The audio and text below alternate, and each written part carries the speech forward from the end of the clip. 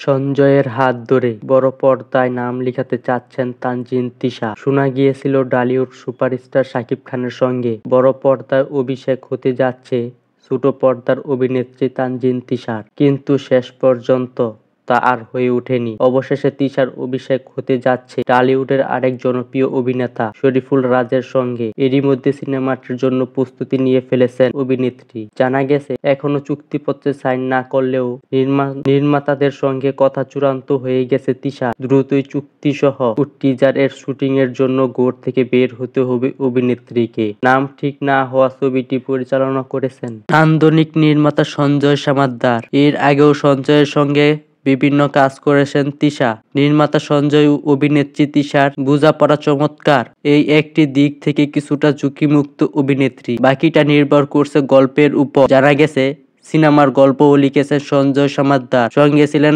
নাজিব-উদ-দৌলা। যে কোনো সময় সিনেমার ঘোষণা দেবেন তারা। 2025 সালের ফেব্রুয়ারি মাসে শুরু হবে সিনেমাটির শুটিং। নতুন এ সিনেমা প্রসঙ্গে সঞ্জয় সমাদ্দার বলেন, এখনো কোনো চুক্তি হয়নি। প্রযোজক দেশের বাইরে, তিনি দেশে ফিরলে আনুষ্ঠানিকভাবে জানাতে পারবো সবাইকে। সিনেমা সংশ্লিষ্ট একাধিক সূত্রে জানা গেছে, তিশা ও রাজের সাথে চুক্তি হয়ে গেছে। শুটিং এর আগেই আনুষ্ঠানিকভাবে সিনেমার নাম ঘোষণার মাধ্যমে টিজার প্রকাশ করা হবে।